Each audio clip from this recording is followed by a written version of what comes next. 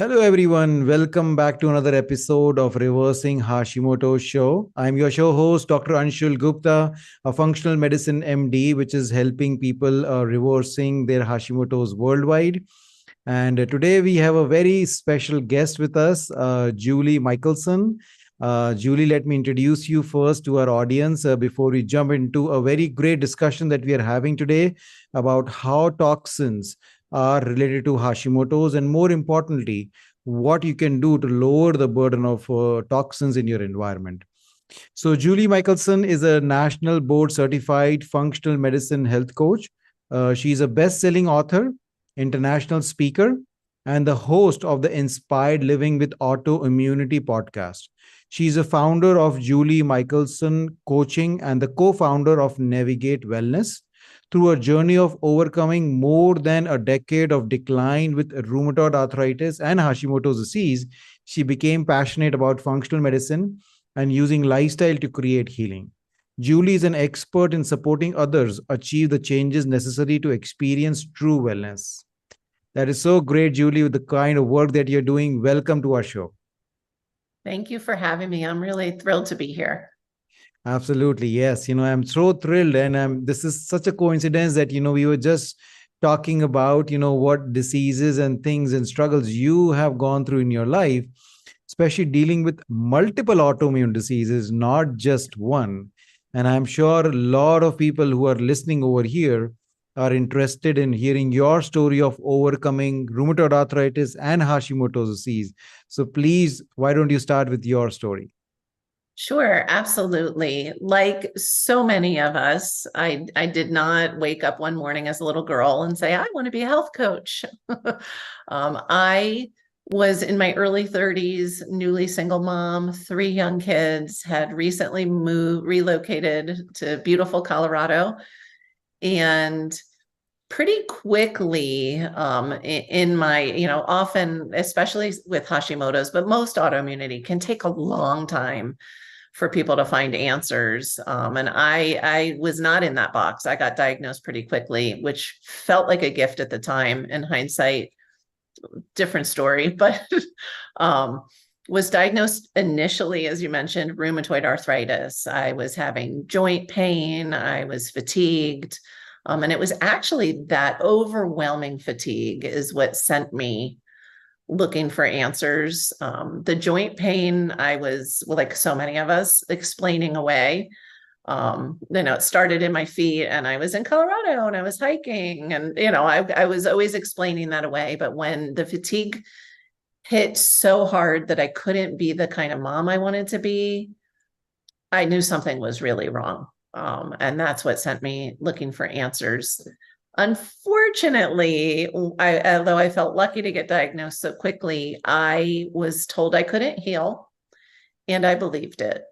And so for 11 years, like a good little girl, I took my medicine, believed the doctors. They literally said, our best hope is to slow your disease process as much as we can and try to keep you as comfortable as we can. And so with that mindset, that was what I expected. And that's exactly what happened. By the end of 11 years, I was on 10 prescriptions. I had accumulated more diagnoses, including Hashimoto's. The rheumatologist had actually put it this way: well, it makes sense. Your immune system has just kind of burnt out your thyroid, which of course is completely different than how I understand it now. And I was on 10 prescriptions, not working, right? They were trying to get me to put a handicap placard on my car because they knew my energy reserves were, I wasn't walking with a cane or in a wheelchair yet, but they were trying to convince me. And luckily that was my turning point. I realized that my children were afraid I wasn't going to live to see 50. And I had always secretly had the fear I wasn't going to live to see 50 because my dad had passed away at age 54. And so it was in a conversation with my daughter that I realized my idea of trying everything to that point had been trying every medication they gave me. And in promising her I would try everything, I expanded my everything to the things that actually were able to get me truly well. And so a lot of it started with experiment and listening to podcasts like these. That's why you do this. That's why I have a podcast, because we can reach more people. And I started with diet. I was already, one of my additional diagnoses was celiac. So I was already gluten-free. So it just seemed like a smart place to start. And the next impactful thing I did was really commit to a dedicated meditation practice.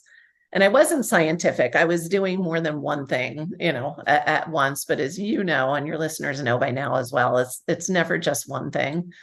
And I was blessed that with those two things alone, I was able to improve enough to where my brain fog was reduced. So I could actually continue, I could learn and absorb and retain the information.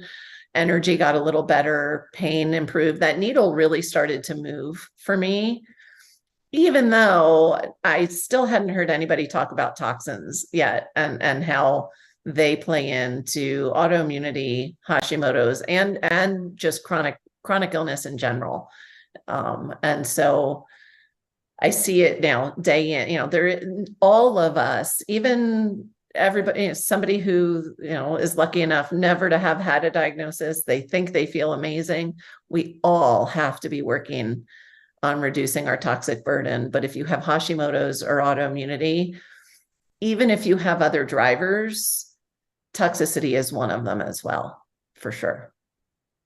Absolutely. That is a fascinating story. I'm so sorry that you have to go through all of these struggles for so many years. I'm sure a lot of people, who are here listening would relate to that because they have been told, right? Like nothing more can be done. You just have to take these medicines slowly and slowly. Your thyroid is going to get burned down. Slowly and slowly, your body is going to get burned down. Nothing can be done. But you actually took relevant steps, figuring it out on your own. And finally, you are here, telling us the success story. So thank you for sharing the story.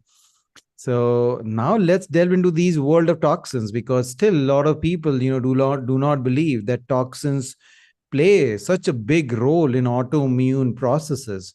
Because again, when they go to the regular doctors, like conventional doctors, they have been told, well, there is no research or there is nothing that toxins do to your body and cause this particular disease called Hashimoto. So tell us how actually toxins impact thyroid and Hashimoto's disease. Sure, absolutely. There are a couple different pathways. So we can talk thyroid specific first and then branch out into autoimmunity in general, where, as I said, no matter if you can point to other causes and triggers of your inflammation, just know that toxins are adding to that, right? Inflammation is cumulative. Thyroid specific, our thyroid is really sensitive. And if you think of, and by toxins, just, for listeners, I'm not talking about working at a chemical plant, right? I'm just talking about those of us traveling our day to day in our fast paced modern world. And that's where, this awareness of what are we putting on our body? What are we putting in our body? And what are we surrounded with makes such a difference. So specifically when I think of thyroid, heavy metals is a really common toxin or toxicity that will directly impact thyroid tissue. And mercury, lead, cadmium, and there's a variety. Household toxins, like I mentioned, what are we putting around us, also can directly impact, as well as those, I said chemical plants, things that that you think of as chemicals. But our food system is saturated in glyphosate, which, if you don't know what glyphosate is, think of, Roundup and other herbicides and pesticides that some of them will directly impact thyroid. And then this other overall arching root of impact of toxins is our gut health. And I know you talk, this is not new for listeners, that our gut health impacts our health. And especially when we're talking about Hashimoto's. But all of these compounds will, and then there's endocrine disruptors and things that are directly going, disrupting hormones. But when we're talking about the integrity of the gut, it's essential. It's essential to not only protect it, but if you have a diagnosis, that means you have to heal it, right? Even if you don't have a diagnosis, you probably have to heal it. People ask me all the time, well, how do you know my gut needs healing? And I'm like, well, if you have autoimmunity, we know your gut needs healing if you haven't done that work yet. And the toxins, they're interfering with, they're creating what we call dysbiosis, right? They're interfering with that balance of your microbiome, leading to, and there are foods that I consider toxins too, or things that are fake food is definitely a toxin. Also leading to leaky gut, right? We just more and more, I don't know anybody that's shown up on my door that hasn't done healing work for their gut that doesn't have leaky gut. I love for those of us that like to see the data that we can, now we can test, but you really don't have to. And it's the same with the toxin panels. Toxin panels are great to, identify, is there possibly maybe like a mycotoxin issue and I need to look at my house. But also we know everybody needs to be working on improving their detox pathways and reducing their exposures. And so it's kind of like, what's motivating, do you need to see the test that you have leaky gut or that you have toxins, or do you just need to get working? But we really need to work on healing that gut lining up, because these bigger particles of things are getting out. And my Hashi's clients are the ones, they're like, I'm sure they're rolling their eyes as they're listening, because once you have leaky gut, there are things, there's molecular mimicry where there's certain compounds that look to the body similar enough to thyroid tissue that it becomes a direct attack. And so, if you're eating gluten, and everybody has a different opinion on this, my opinion and perspective is if you have autoimmunity, the one never ever thing for everybody is gluten when it comes to diet, because that's driving leaky gut. So if you're doing all the healing work and then you're putting gluten back in your diet, we know that gluten can open those tight junctions in the gut, and you're releasing those foods into the bloodstream. And the one that people tend to want to cry is once they have leaky gut. Dairy proteins often will also look a lot like thyroid to the body, and just send it's just a confused army, right? It's a attack gone awry. Your body's trying to protect you. So by healing the gut, and we'll get into the kind of the reducing those exposures, because when we start to talk about toxins, it can be overwhelming. I already just mentioned, I meant food, fake food, all the ways, right? Our air, our water, Right. So actually, that's but what I wanted to first, pause over yeah, here and just summarize the different categories of toxins, because we're sure. talking about so many. So if you can just categorize these toxins for the listeners, I think that will be very nice for them. Sure, absolutely. So ultra processed foods, highly processed foods, I consider those a category of toxins, and typically the ones that have pretty much driven the problem to begin with for the most part.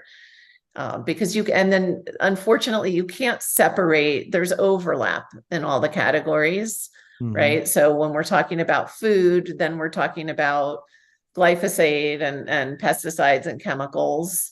And then that leads to the plastics that a lot of this food is wrapped in. But if we think about eating a real whole food, hopefully organic is ideal.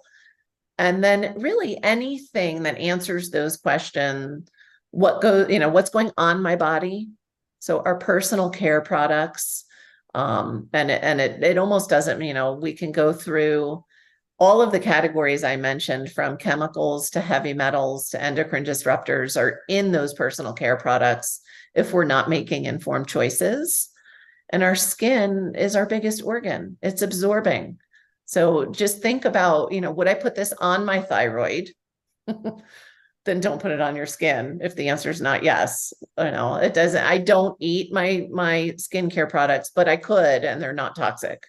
So trying to just start to think about our body as a whole, and then our day as we move through our day. So our kitchens, our cleaning products in the home. I mentioned mycotoxins in passing. Mold is a big. All of these toxins are cumulative. And so it's not about, one thing, fixing one thing. But the beautiful thing is also not about perfection. We can't avoid all the toxins. We don't have to avoid all the toxins. We just need to reduce our exposures and support our bodies. And so I want everybody to, if you guys get one takeaway today, it's going to be that every conscious choice you make to reduce your exposure in a way that's doable for you and your family, the better your health, right? It's to get below that tipping point. That's great. That is so right on point, because I'm sure the first time I was learning about toxins, or when I talked about toxins to my clients when we were working, they said, well, there is no way that I can avoid all these toxins. What do you mean? Should I just go into the jungle and live over there? Right. So, and, so that's what, we have to give that message to each and every person. It's not about you don't live in a city or, in any particular place. It is about just looking at your environment and making conscious choices of reducing that burden. And it's a process, right, Julie, that, I'm sure when you talk about it, people cannot do it in day one, right? So it's a process they have to learn. Yeah, because one of the things I consider also a toxin is chronic stress. So don't stress yourself out trying to, clean everything up in a day, a week, or a month. It is literally a lot. I've been doing this for years and years and years, and I'm still always noticing, 3 years ago, I was writing a talk on toxins, and I looked up, and for the first time noticed I was using, a drip coffee machine. It had a stainless steel carafe, but the rest of the coffee pot was the hot water was going through the plastic. And I thought I was pretty much plastic free. So we're always, up leveling, and that's to be gentle with yourself is really essential. And that's where I love that you mentioned, if I live in a city. Also, if you live in the country, if it's farmland, often they're spraying around. We think of cities as country's not so clean either. I live in the country, and I'm always asking the farms around me to be as respectful as they can of how we live. And so if we can make our home, our haven, over time, like you said, in a gentle process of up level, think of how much time we spend in our homes. Mm-hmm. Then that's where we get, I like the bang for the buck, right? And then we know that when we're in our homes, and our homes are more toxic than outside, even if we live in a city. So, new homes, people think new homes are so much better. New homes are pretty much airtight. So if you live in a new home, I encourage you to open your windows at least for an hour a day. Don't be afraid of the outside world. The outside world is safe too. Just, think of where can I up level, and where's the biggest impact. Absolutely. That's easy to do today. Absolutely. Yeah. Great points. Why don't we just, before we move on to your tips about how people can live a toxin-free life, mm-hmm. I want to quickly touch about this testing, right? Because a lot of people, still want to know, well, are there tests available where they can check their toxin levels, or what kind of tests are best?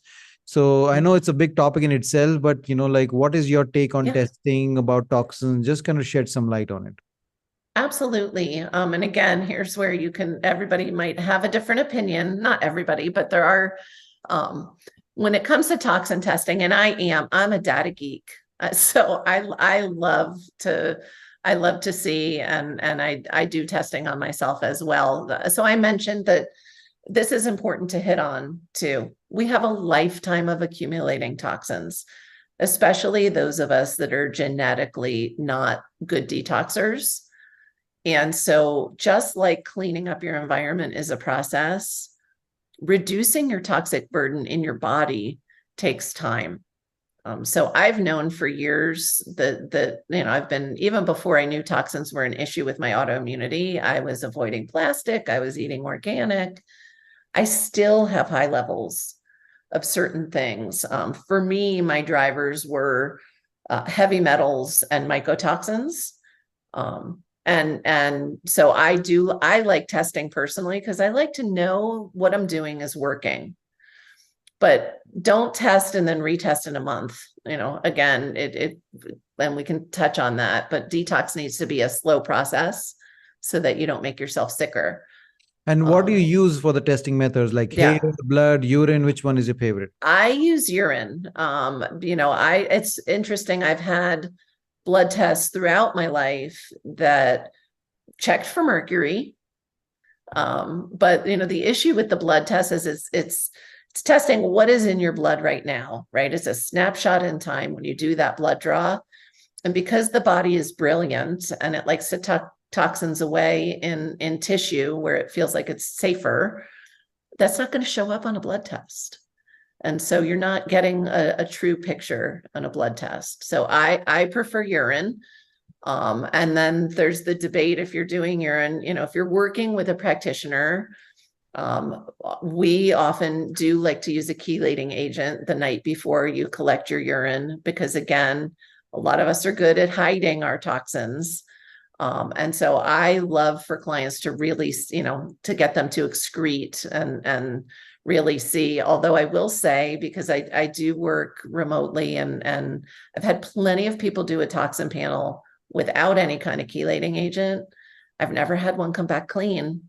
So even those that don't excrete well, you will be amazed at some of us I look at mine and I'm like, wow, I can't believe I ever functioned.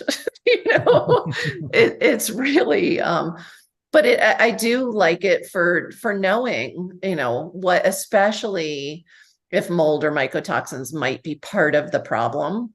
Mm-hmm. We want to know that is important to do. Absolutely. So I think the great points over here with people should be knowing is that when you go to your regular doctor, they might not be aware of these panels because most of the conventional tests are done only using your blood, right? And the Yes. tests that Yep. we are talking about over here are more advanced, like looking at your urine, because that tells us about the total body burden, of those Right. toxins that accumulation that Julie was talking about. So the mold toxins, the heavy metals, like even the environmental toxins, all can be done through your urine. So that's great that like people are aware of now that if how they can check for the toxins. So that's thank you for sharing that.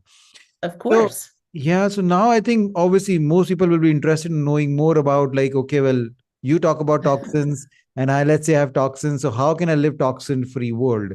So tell us about that.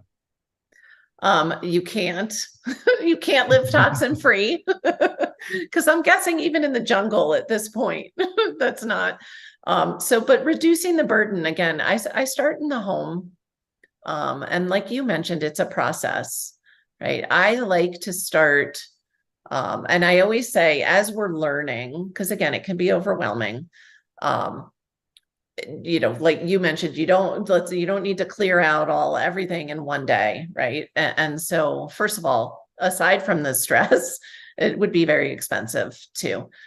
So just choose, I would say, do your research ahead of time. There's some great resources and more coming out all the time. EWG.org is one that's been around a long time, where you can find, they rate products and you can find out, why they got their rating. There's a new one called Yuka, Yuka. It's an app that is, what I love about this one, makes what we're going to talk about even easier, is you can scan or put in a product, and if it's not clean, they'll tell you why and they'll rate it. They give you recommendations Mhm. for clean options. And I don't know about you, I don't have time to sit around, doing a deep dive investigation on every product. I mean, it's a full-time job. So finding some resources like that. There's another app called Think Dirty. that just can help you find some of those cleaner products.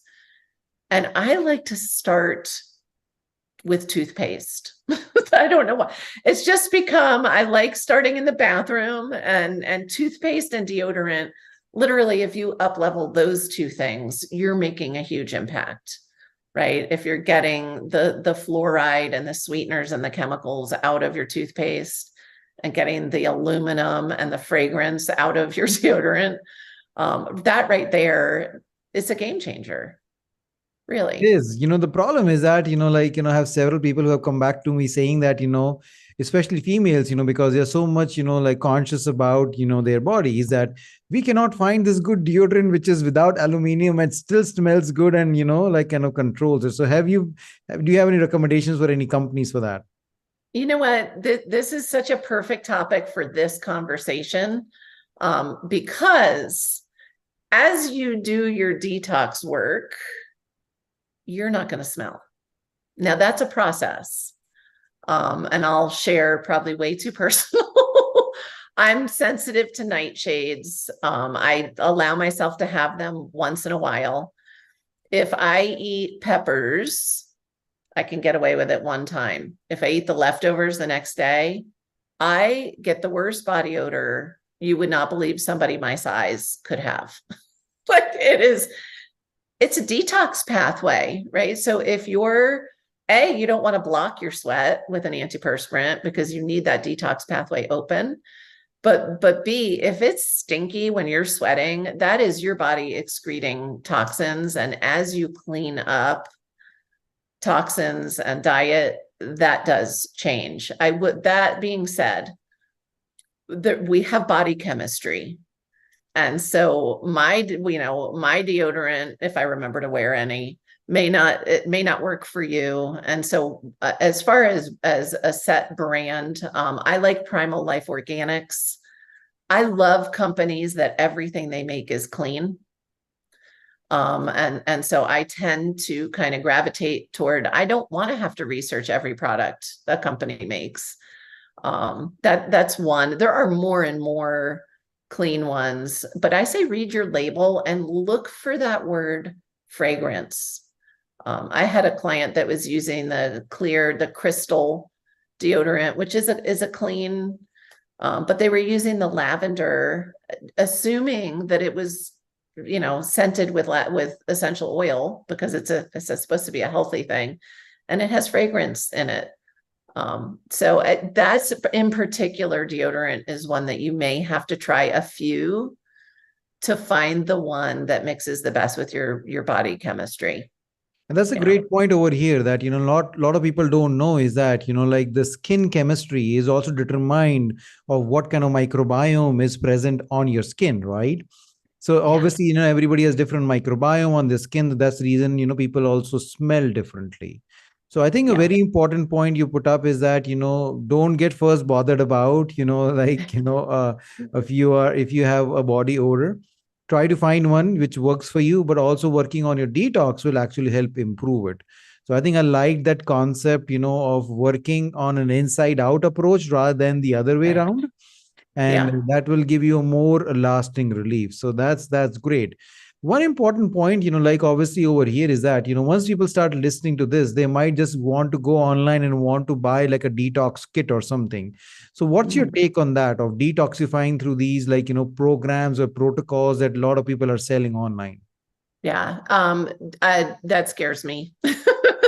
Be careful. And I have a program called Jumpstart, but a cleanse, any intense, give us 5 or 10 days and we're going to clean you up. And no, I've had so many people come to me and say, oh, I did a detox program, but I was so sick. Well, because you made yourself sick. So I really, there are always things, again, it's if you focus on the burden and then you start to understand your detox pathways, and support those, but always reduce your burden first and really work with a practitioner, work with somebody, whether it's a physician, somebody who can guide you through the process, and listen to your body. If you do something to support your detox pathways and you feel sicker, stop and back off because that's too much. It took years to accumulate these toxins. And sometimes I've had people that even just supplementing with a little glutathione was too much. And so you need to be really careful. And that to me is one of the scarier things out there are these like quick hit detox programs. Absolutely, you nailed it on the point. Again, very important thing most people not aware of. Again, you and me both have seen so many clients, who have actually gotten worse after these Yeah. detoxifications, and they have been told it is going to get worse before it gets better. And again, that's not the reality, right? So No. if you're feeling worse, please, like for your safety, don't take those supplements or those detoxification. So that's great, Julie. Absolutely. I'm sure, I'm so glad that we touched on this thing. So, like we are running short on time, but I'm sure, like we just got started over here. So tell us a little bit, just a few more other things that, that will help majority of the clients over here, of, like lowering their burden of toxins. You already talked about the personal care products, anything else? Yeah. Water, I was thinking about it as we were talking about teeth, but again, the skin absorbs, and especially when we're talking about Hashimoto's, you want to get that fluoride and chlorine out of the water. So even the water you're bathing in, those are my clients, especially where if they can't do a whole house filter, they make shower head filters. That's can be a game changer. So you can at least drink filtered water and bathe in filtered water for the most part. And again, that's that big hit. If you can do a whole house filter, then you never have to think about it. It's just done. But your kitchen would be, I would say that the three rooms I tend to focus on: bathroom, kitchen, and laundry room, or wherever you keep your cleaning products.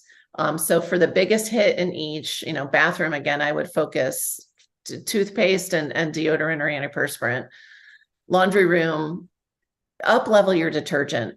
Everything you use in your home and wear on your body is touched by your detergent. You're sleeping on your sheets all night. That's one change. I don't care how many things you have in that cabinet. If you change that one thing to something clean, huge, huge reduction in your burden.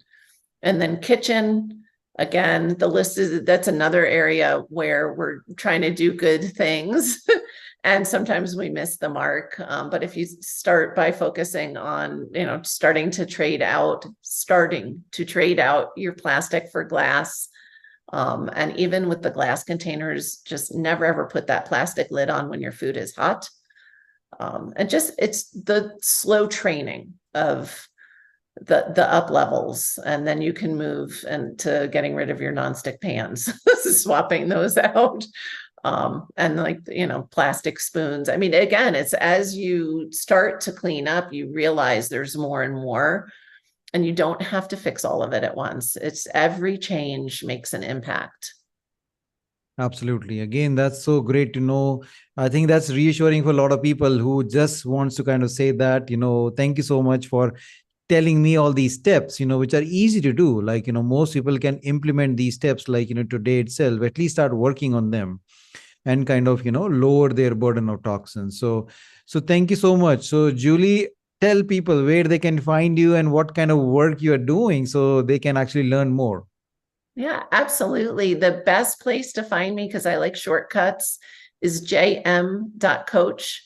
And then from there, you can find the podcast, the website, the social, or Navigate Wellness as well. I work with people right now, one-on-one, guide them through all of the lifestyle changes, to help support true wellness. And I didn't say it before, but I'm 54 now, and I get to do more now than I did in my 30s or my 40s, physically. And so for everybody listening out there, and I know how exhausting it can be when you have Hashimoto's, there you can heal. The body is magical. It's designed to heal. Absolutely. I think that's very encouraging for a lot of people, who have been told that they cannot heal and they are suffering, like each and every day. So I think this is great hope. Please, people, check out Julie's page. A lot of great information, she has over there. And please work with her. I think that is going to be magical and going to change your life. So, Julie, thank you so much for coming over here. Any parting words you have? I would love to offer a gift to listeners. If I have something called my top 10 kitchen swap, so they can go to jm.coach/hashis and I will have that posted there for them to help guide them through. But I say just keep listening. Come check out. We did some podcast interviews together on my podcast as well. But just one step at a time, everybody, and the body will heal. Absolutely. And we will have all these links, in the show notes. So please, in the description. So please check all of these links. They are very valuable to all of you. Julie, again, thank you so much for coming on the show today. Thank you for having me. Okay. All right, guys. Thank you. Bye.